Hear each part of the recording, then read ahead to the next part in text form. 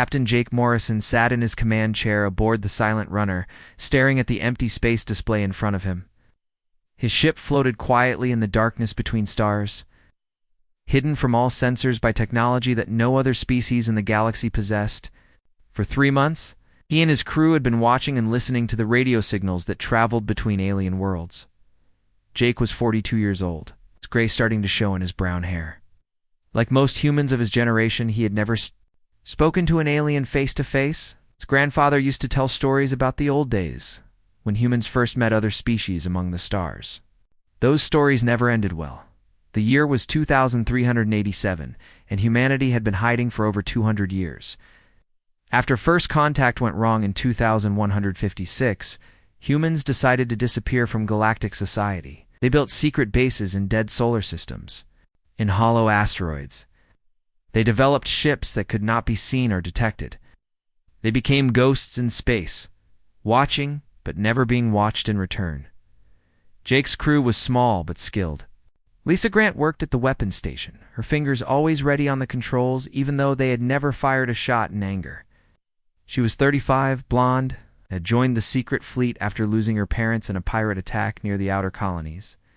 Pete Collins ran the engines and kept their stealth systems working perfectly. At 28, he was the youngest member of the crew, but he could make their ship invisible to any scanner in known space.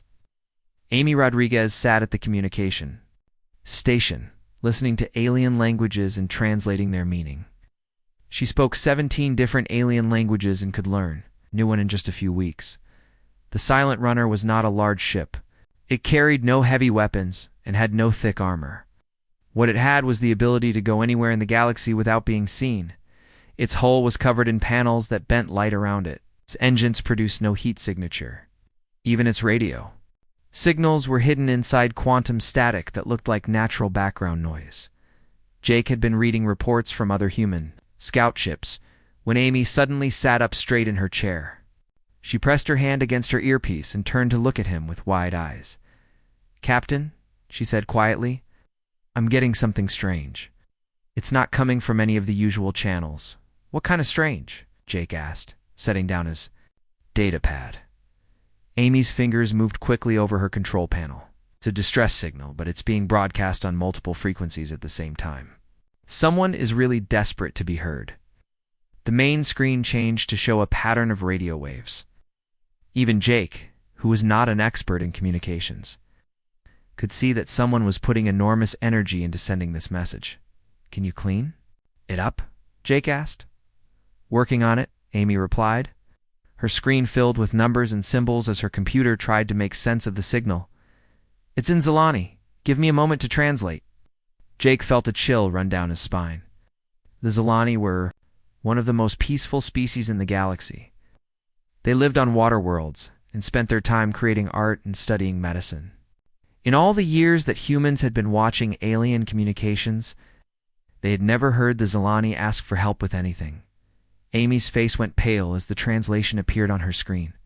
"Captain, you need to hear this." The speakers crackled, and then a voice filled the bridge. It was high and musical, the way Zilani voices always sounded, but there was panic in it that made Jake's hands clench into fists. "This is Dr. Coral Sung of Deep Waters of the Zilani Republic. Broadcasting from Aquatica Prime, our world is under attack. The Kreth Dominion has brought a massive fleet to our system. They are bombing our cities and killing our people. We have no weapons to fight them. Our planetary shields are failing. Please, if anyone can hear this message, we need help. We are a peaceful people. We have never harmed anyone. But they are destroying everything we have built over thousands of years." Message repeated, and Jake could hear the fear growing stronger in the alien's voice each time. "How long has this been going?" Jake asked. "The timestamp says it started 6 hours ago," Amy replied. "But Captain, there's more. I'm picking up responses from all over the galaxy." The main screen changed to show a map of known space. Dozens of red dots appeared, each one representing a different alien government that had received the Zilani distress call. "What are they saying?" Jake asked, though he suspected he already knew the answer. Amy's face grew dark. "The Galactic Council is calling for an emergency meeting. The Tau Collective says they will send observers. The Andromedon Federation is offering to accept Zilani refugees. Everyone is talking, but no one is actually sending help. Jake stood up and walked to the front of the bridge. Through the transparent aluminum window, he could see the stars that filled this empty region of space. Somewhere out there, an entire civilization was being destroyed, while politicians argued about what to do. "Lisa," he said, without turning around. "How long would it take us to reach the Zilani system?" "About 18 hours at maximum stealth." "Speed," Lisa replied. "Captain, our orders are to observe only." Admiral Phillips was very clear about that. Jake nodded. Those had indeed been their orders. Humanity's secret fleet was never supposed to interfere in alien affairs. Ever. Supposed to watch and report, nothing more? Getting involved was exactly the kind of thing that had led to humanity's exile from galactic society in the first place. But Jake had been raised on stories of what humans used to be like before they learned to hide. His grandfather had told him about the old Earth, where humans protected those who could not protect themselves, where doing the right thing mattered more than following safe orders. "Pete," Jake called, "start charging the quantum drive. Set course for the Zilani system." "Sir?" Pete looked confused. "Are we going to help them?" "We're going to take a look," Jake said. "Amy, see if you can find a way to get us closer to their communication networks. I want to know exactly what's happening before we make any decisions." The silent runner changed direction and began moving toward the Zilani home system. Jake knew he was probably making a mistake. If humanity was discovered helping aliens, it could lead to another war. The galaxy still remembered what humans were, capable of when they stopped being careful.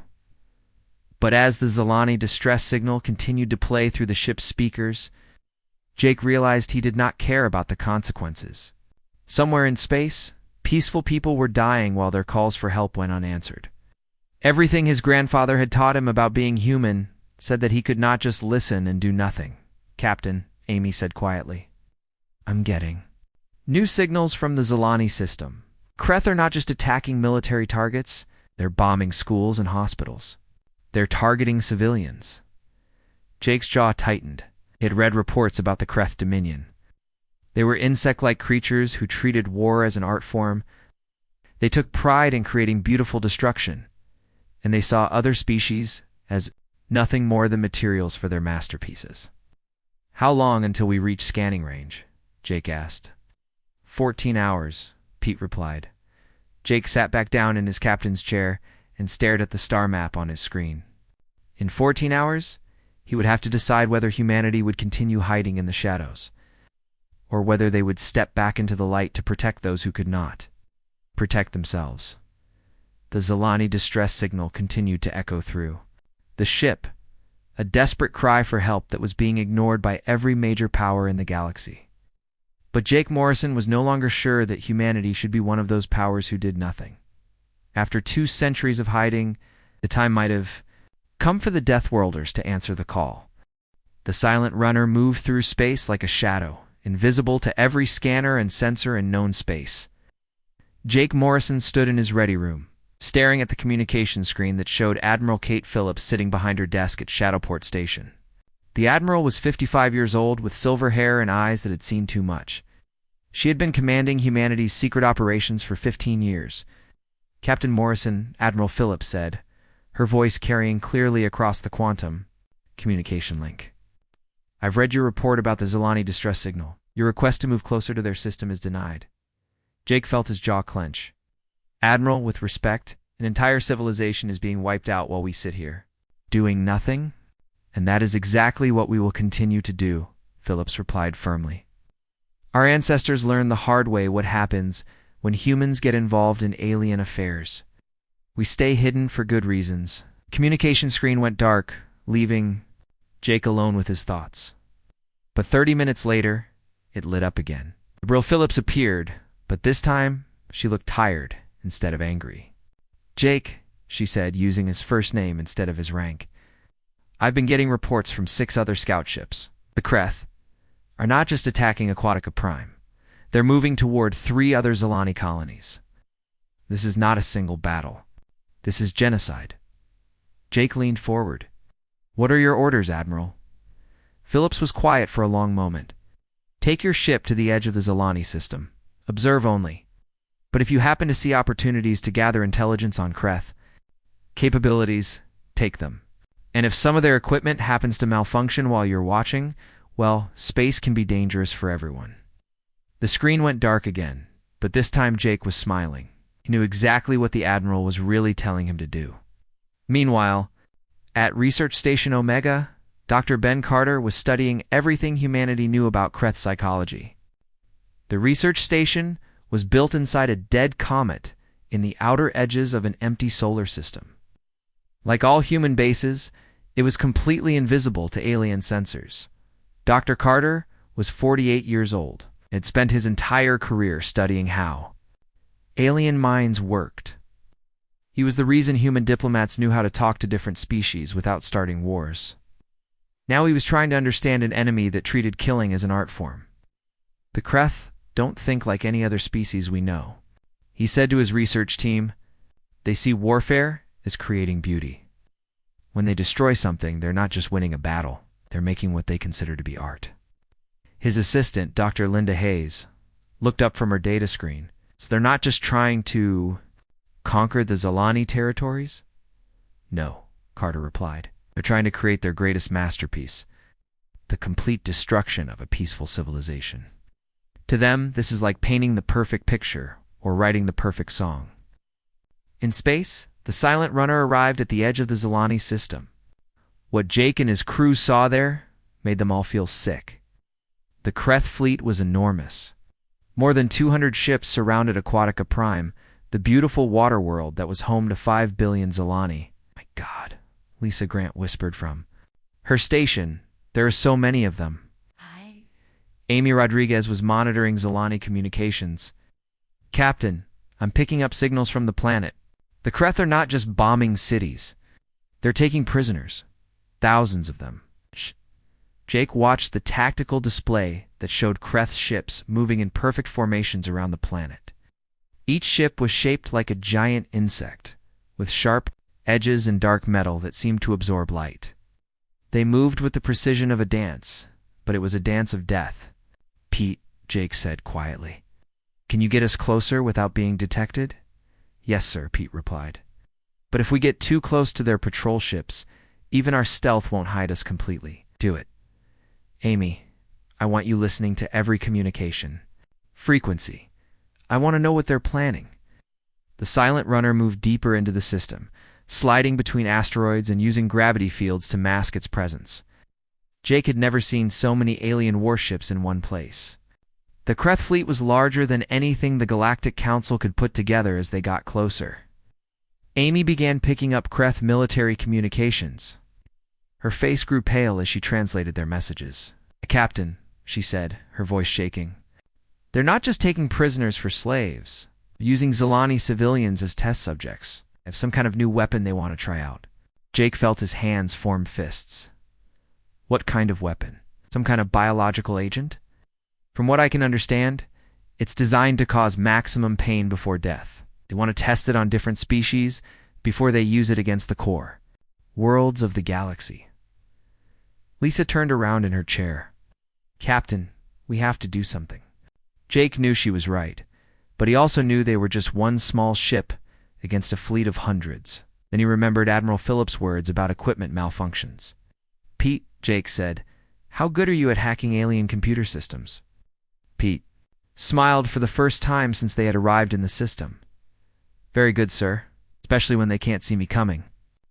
Over the next 6 hours, strange things began happening to the Kreth fleet. Supply ships that were carrying ammunition suddenly had engine failures and drifted out of formation. Communication arrays on important command ships stopped working at exactly the wrong moments. Surveillance drones that were watching for threats simply vanished from their patrol routes. The Kreth commanders began to suspect that someone in their own fleet was working against them. They started checking their own people for signs of disloyalty. Ship captains were arrested. Engineering crews were interrogated. The perfect unity of the Kreth fleet began to crack under suspicion and fear. But the Kreth never suspected that a ship it could not see was moving through their formation like a ghost, planting computer viruses and disabling key systems. Pete Collins worked his magic from the Silent Runners engineering station, turning the Kreth's own technology against them. Meanwhile, Dr. Coralsung of Deathworlders was trapped in her laboratory on Aquatica Prime as Kreth bombs fell around her research facility. She was a marine biologist who had spent her life studying the ocean creatures of her homeworld. Like all Zilani, she had never heard another living being in her entire life. But she was also smart, and she had been monitoring space communications for years as part of her research.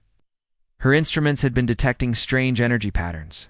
For months, patterns that did not match any known alien technology.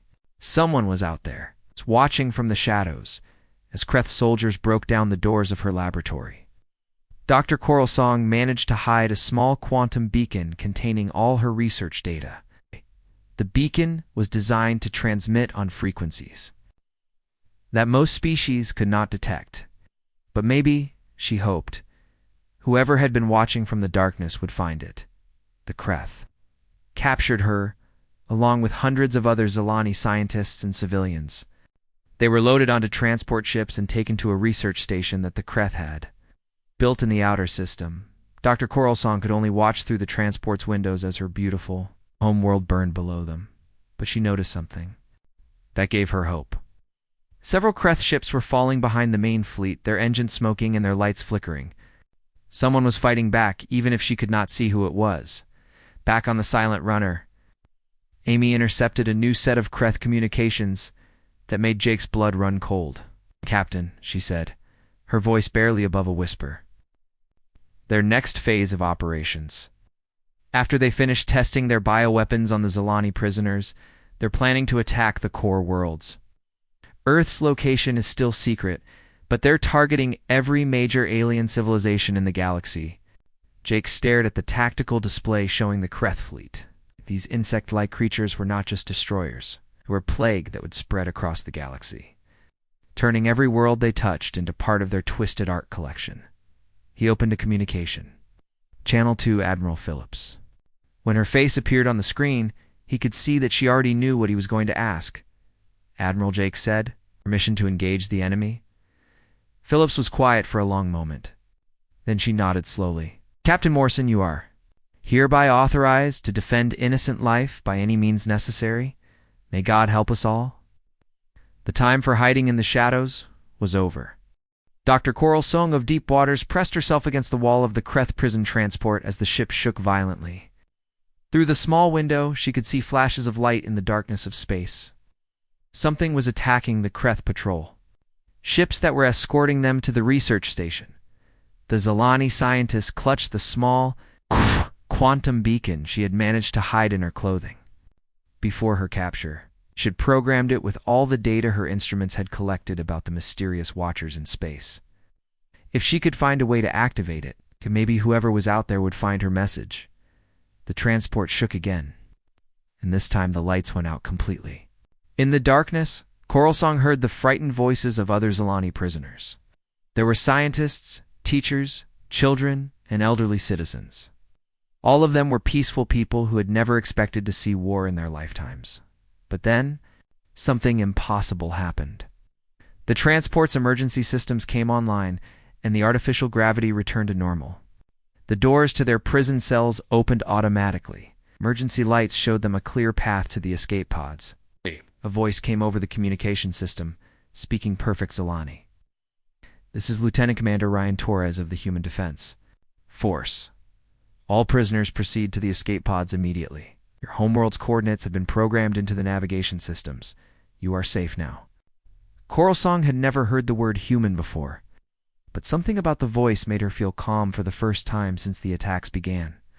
As she helped elderly Zilani into the escape pods, she managed to activate her quantum beacon and leave it behind in the empty transport, somewhere in the darkness of space. Lieutenant Commander Ryan Torres watched the escape pods launch safely toward Aquatica Prime. He was the leader of the Shadow Wolves, humanity's most elite special forces unit. His team had boarded 3 Kreth transports in the last hour, freeing over 2,000 Zilani prisoners. Torres was 34 years old, tall and lean, with scars on his hands from years of dangerous missions. Like all Shadow Wolves, he had been trained to fight in any environment against any enemy. But this was the first time in over 2 centuries that humans had fought to protect aliens instead of hiding from them. "All prisoners evacuated, Commander," reported Sergeant Kelly Davis over the communication link. She was leading a second boarding team on another transport. "Kreth never even knew we were here." "Good work," Torres replied. "Turn to base. We have bigger problems coming."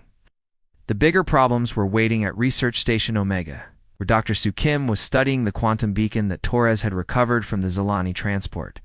Dr. Kim was a xenobiologist who specialized in understanding how different alien species lived and thought. She was 41 years old, with black hair and quick eyes that missed nothing. "This is incredible," she said to her assistant as she reviewed the data from the beacon. "The Zilani have been tracking unusual energy signatures for months. Don't know it, but they've been documenting our stealth operations throughout this entire sector of space. The data showed that Zilani deep space sensors had detected human ships moving through areas where no ships should exist. They had recorded energy patterns that did not match any known technology. Most importantly, they had noticed that these mysterious activities always seemed to happen near places where justice was occurring." Dr. Kim realized that the Zilani had unknowingly created a map of human operations that covered dozens of star systems. If this information fell into the wrong hands, it could expose every secret base and hidden fleet that humanity had built over 2 centuries. But the data also showed something else. It proved that humanity had developed technology that was centuries ahead of anything the galaxy had ever seen. Human ships could appear and disappear at will. Human computers could hack any alien system. Human soldiers could board enemy vessels without being detected until they chose to reveal themselves. At Shadowport Station, Admiral Kate Phillips was meeting with the Shadow Council, the secret group that had governed humanity's hidden civilization. Since the Great Exile began, Council Chamber was built deep inside the asteroid base. It's protected by layers of armor and stealth fields that made it invisible to every sensor in known space. Around the conference table sat the most important people in human space. Colonel Dan Wright commanded the secret military forces. Dr. Alina Foster was humanity's leading expert on alien diplomacy. General Mark Thompson controlled the intelligence networks that watched the galaxy. Director Sarah Lewis ran the scientists and engineers who built humanity's advanced technology. "The situation has changed," Admiral Phillips announced to the Council. "Our rescue operations in the Zilani system have been detected by their sensors. We can no longer operate in complete secrecy." Colonel Wright leaned forward in his chair. "Then we need to make a choice. Either we reveal ourselves completely, or we retreat back into the shadows and let the Zilani die."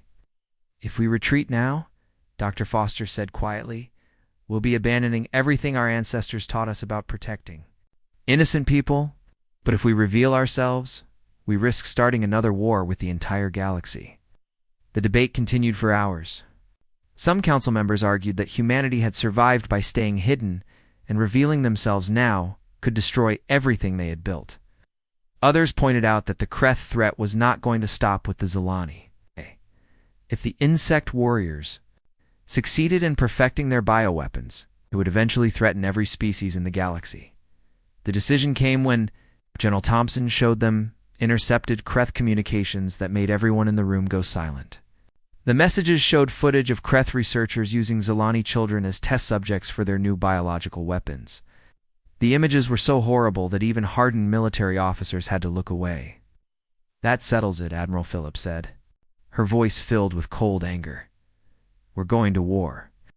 The order went out across human space within minutes. Secret bases that had been hidden for centuries began preparing for combat. Ships that had never been seen by alien eyes powered up their weapon systems. Soldiers who had trained their entire lives for a war that might never come suddenly found themselves preparing for the real thing. Captain Nina Brooks received her orders while commanding the assault carrier Storm's End at Titan Station, humanity's largest hidden military base. The station was built inside Saturn's moon Titan, completely invisible to any alien probe that might wander into the solar system. Brooks was 39 years old and had been preparing for this moment since she joined the secret fleet 15 years ago. "All hands, this is the captain," she announced over the ship's communication system. "We have been authorized to engage in full combat operations to protect the Zilani Republic from genocide. This is not a drill. We are going to war." The storm's end was unlike any warship the galaxy had ever seen. It was 3 kilometers long and carried enough firepower to destroy entire fleets. But more importantly, it was equipped with quantum tunnel drives that could transport it anywhere in the galaxy within hours, instead of the weeks required by normal faster-than-light travel. 12 smaller ships joined the storm's end as it prepared to leave human space. Each destroyer was crewed by volunteers who understood they might never be able to return to the shadows once their existence became known to the galaxy. They were humanity's children, raised on stories of the old Earth where humans protected those who could not protect themselves. As the human fleet prepared for quantum tunnel travel, Captain Brooks opened a communication channel to Admiral Phillips. "Admiral," she said, "are we ready to let the galaxy know that the Deathworlders have returned?" Phillips nodded grimly. "Captain Brooks, you are authorized to use any means necessary to stop the Kreth advance. Show them what humans can do when we stop hiding." The quantum tunnels opened, and for the first time in over 200 years, a human battle fleet departed for war. Behind them, they left the safety of the shadows. Ahead of them waited an enemy that had never faced predators from a death world. Kreth Dominion was about to learn why Earth had been classified as too dangerous for civilized contact. The space around Aquatica Prime was filled with 200 Kreth warships when reality suddenly tore open in 12 different places.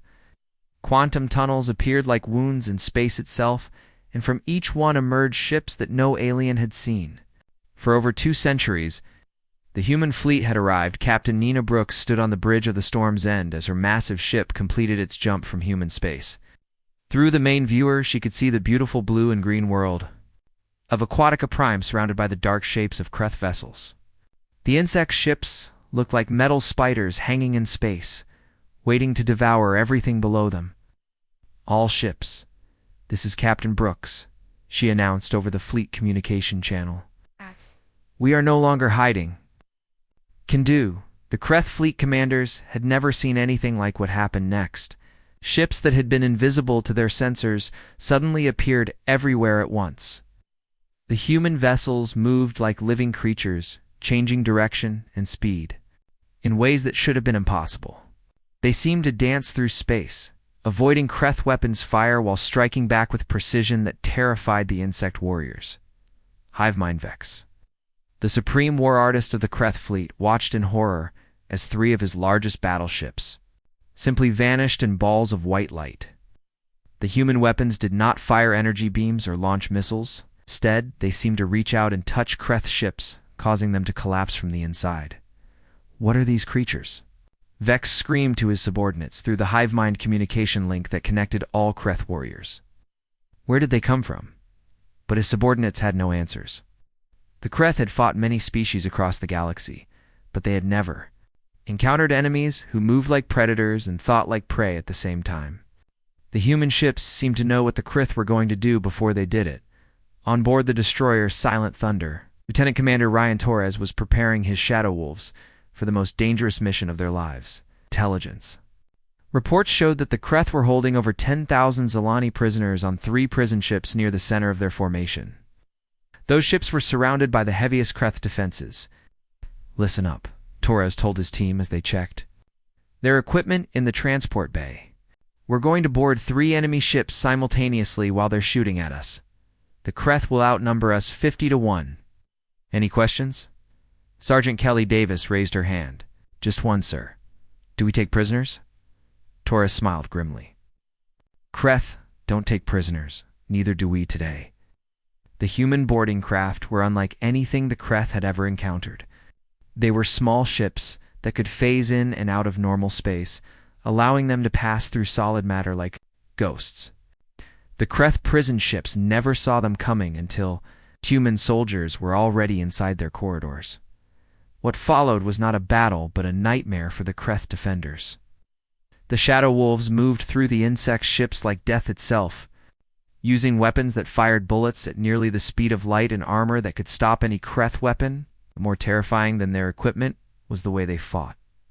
The Kreth were used to enemies who followed predictable patterns. Most species fought in formations and followed military tactics that made sense.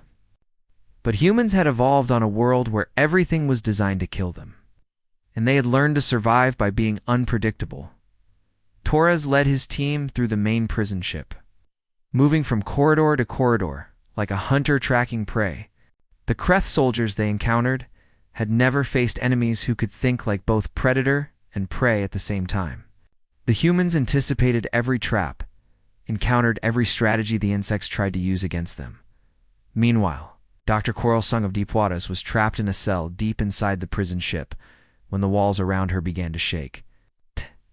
Hear the sound of weapons fire getting closer, and the voices of Kreth guards screaming in their own language. Then the lights went out, and emergency power made everything glow red. The cell door opened, and a figure in strange armor appeared. In the doorway, the armor was black and seemed to absorb light, making the person inside look like a shadow. But when the figure spoke, the voice was gentle and reassuring. "Dr. Quarrelsong of Deepwaters," human said in perfect Solani. "I'm Commander Torres. We're here to take you home." Quarrelsong had never seen a human before, but something about Torres made her feel safe for the first time since her capture. As he led her and hundreds of other Zilani prisoners toward the escape shuttles, she noticed that he moved with the fluid grace of an ocean predator, but his eyes held the intelligence of a creature that could think and plan.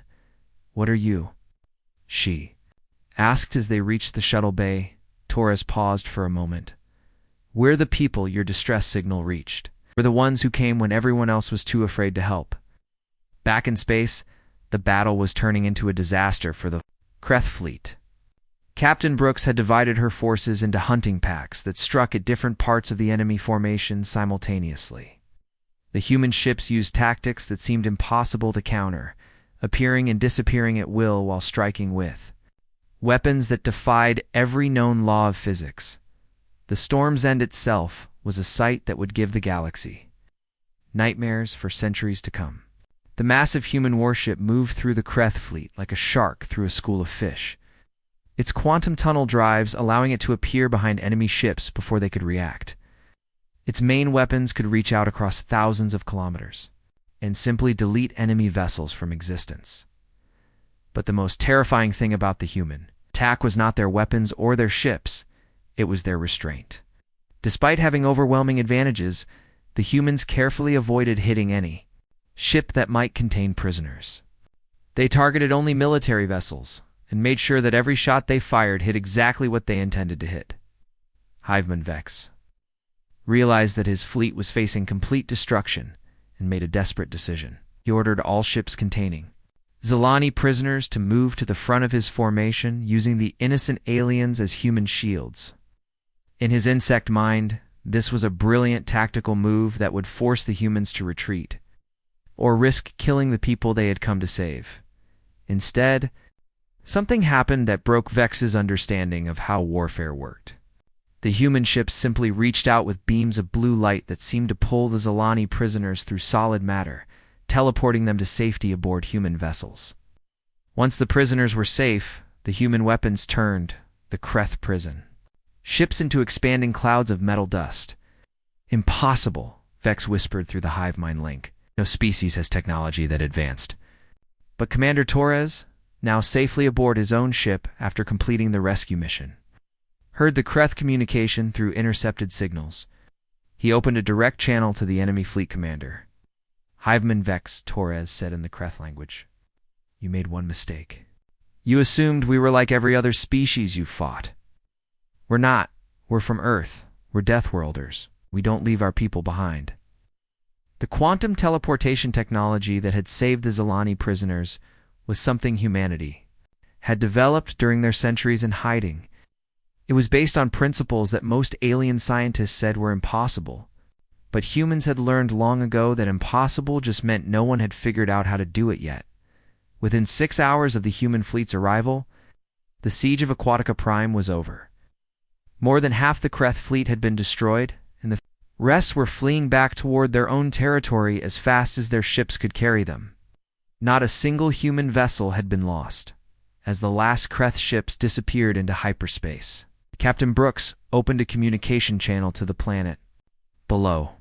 On her screen appeared the face of Dr. Coral Song of Deep Waters, who had been elected as the temporary spokesperson for her people. Captain Brooks, the Zilani scientist, said, "We owe you a debt that can never be repaid. But I must ask who. Are you really?